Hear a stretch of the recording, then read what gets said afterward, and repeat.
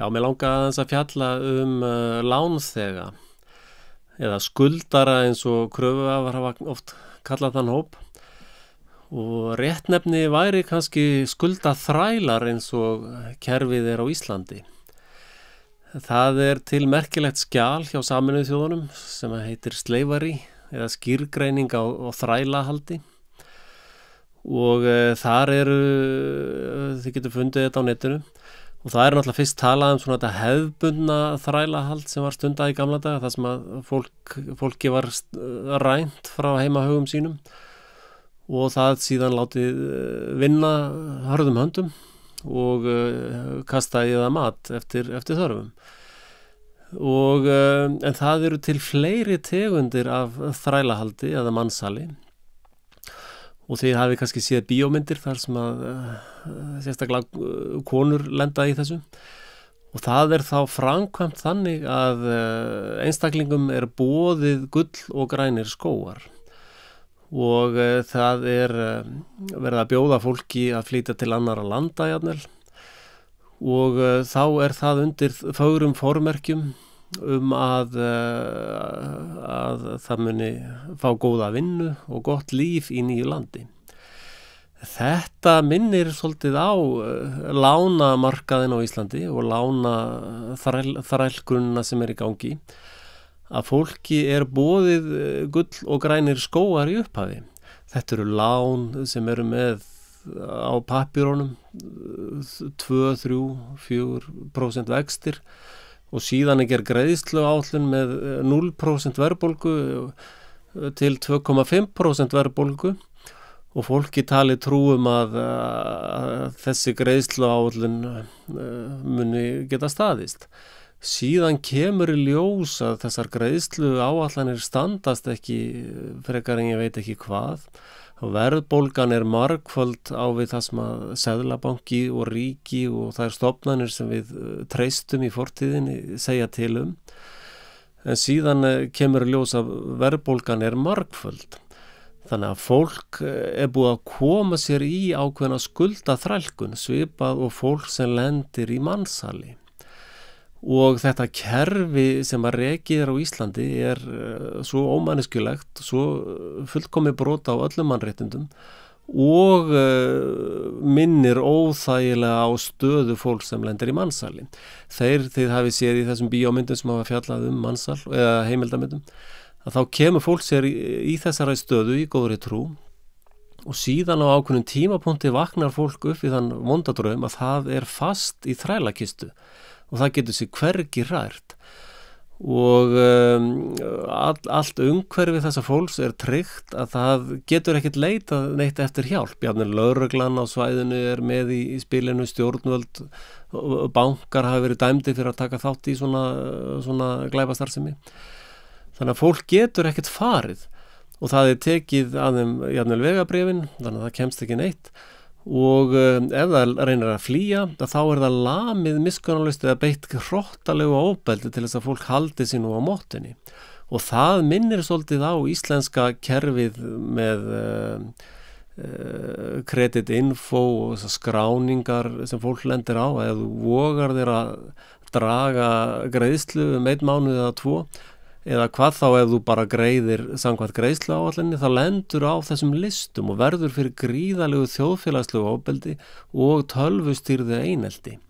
Þannig að þar nánast þetta að setja sama sem merki á milli, að ef þú vogað að reyna að koma þér úr þrælakistunni eða eitthvað endurskoðan eða leita réttarins, þá verður fyrir gríðalegu ofbeldi, þjóðfélagslegu, þú getur tapað vinnunni og ég veit ekki hvað og hvað. Nú síðan þekkt úr þessum mansals heimi að hóta fjölskyldum viðkomandi. Ef þú þjónar ekki okkur að þá munum við ráðast á fjölskyldu þína. Og þetta þekkjum við líka frá íslenska þjóðfélaginu, þar sem að fólki hóta, það þetta furðulega ábyrgðamannakerfi, þar sem að fólk skrifar, ættingjar skrifa upp á fyrir einstaklingana. Sem þýðir að þessir kröfuþrælahaldarar eða kröfuhafar, skuldareigendur, að þeir hóta fjölskyldu viðkomandi á sama hátt og mannsals haldarar eða sem þræla haldarar gera.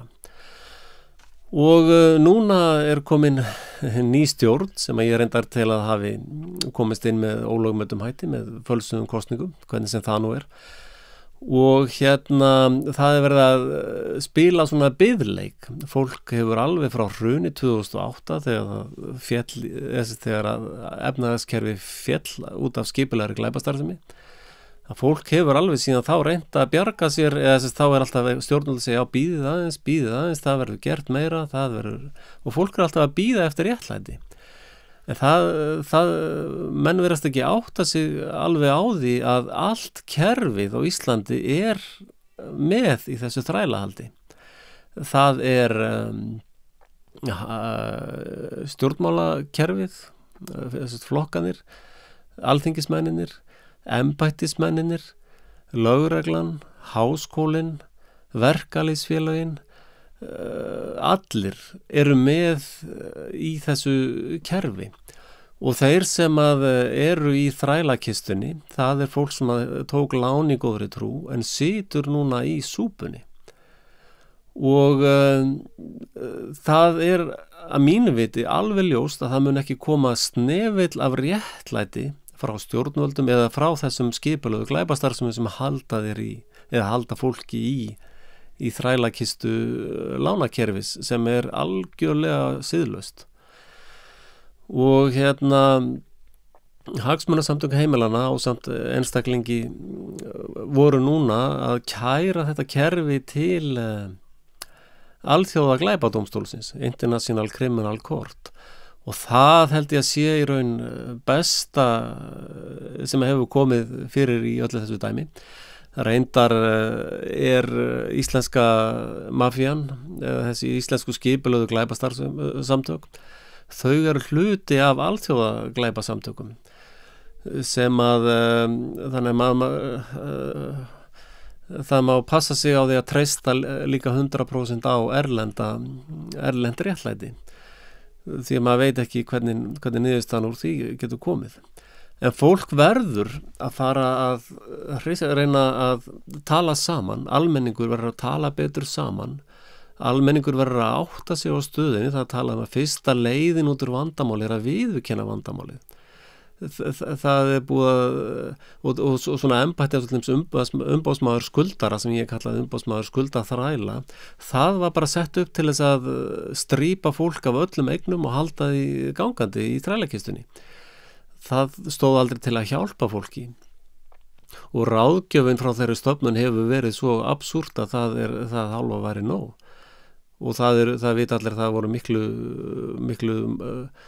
miklu betri leiðir í gangi og ef að fólk hefði til dæmis á sínu tíma eins og ég mælti með 2009, ef fólk hefði farið í greiðsluverkfallið, hætt að greiða allir sem einn, þá hefði hugsanlega verið að knýja fram breytingar og ég ekki að segja að greiðsluverkfallið sé dottið út tísku, ég tel að fólk eigi að skoða aftur að fara í fullkomi greiðsluverkfall og það nú talað að í þessu New World Order kerfi sem verður að byggja upp í heiminum og Ísland hluta því að þá friðsöm ekki þáttaka besta leiðin og greiðsluverkfall upp að vissu marki frjáls ekki þáttaka.